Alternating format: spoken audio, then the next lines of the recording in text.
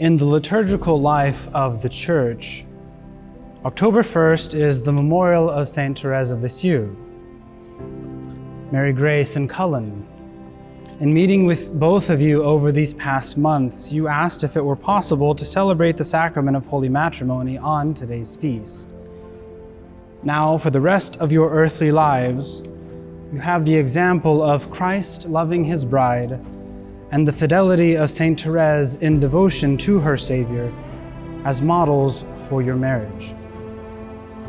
Reflecting on the beauty of love and Saint Therese, I thought of roses, and I came across an anonymous quote: "A life filled with love will have some thorns, but a life empty of love will have no roses." By faithfully living out this sacramental vocation of marriage, you take on yourselves today the opportunities to be pruned and pricked by one another as the relationship you share grows into its own beautiful rose. The first reading from Genesis helps grow our understanding of a fruitful marriage. "It is not good for the man to be alone. I will make a suitable partner for him." It was from the soil that companionship was created and grew. For even in the abundance of life around Adam, there was a fundamental lack. Marriage is not about loving some mental or physical construct that we have created, but choosing to love your spouse and yourself as a life created in God's image and likeness. Living according to this intended fruitfulness created by God from the beginning will help each of you grow into the deep understanding that between man and woman, there is an intimate connectedness, radical unity and empathy, as well as a fertile attraction, all of which help lay the foundation for love to bloom within this sacramental union. Especially in the sacredness of marriage, your chosen connection rooted in God becomes so life-giving that all other relationships are secondary.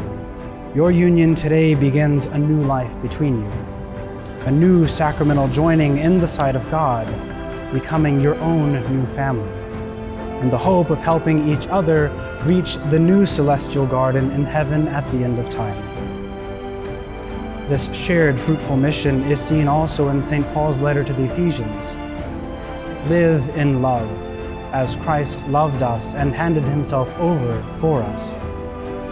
Marriage is not a power struggle, but a sacrificial tilling of each other and your hearts to let Christ and the sacraments of his church fertilize you to his life, that it may grow roots between you and in you. Through the soft petal and sharp thorn, a united love is born between you, provided that God remains the foundational soil in which your marriage is planted. And so, like the signs of roses attributed to Saint Therese's intercession, I pray that today and every day will always remain as a sign for your marriage.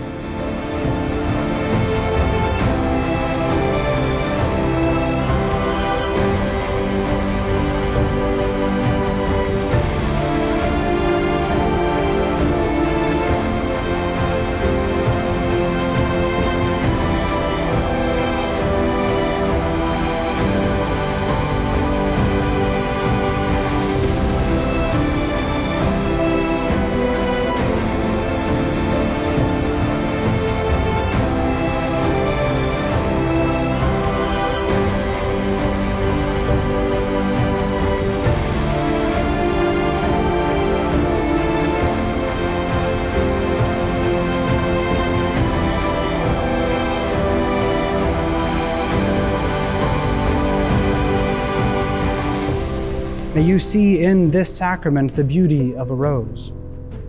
A life filled with love will have some thorns, but a life empty of love will have no roses. The love you are called to share is that of between Christ and his church, and it will continue to grow as long as it remains planted and watered by God and his sacraments. It will spread as you live day to day, choosing sacrificial love above all else.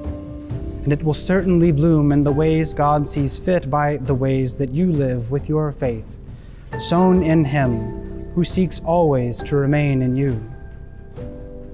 And so I now invite you, Mary Grace and Cullen, to enter into this sacramental union, that through the intercession of Saint Therese, the love between you will grow to be that sign of Christ's love for all that you meet.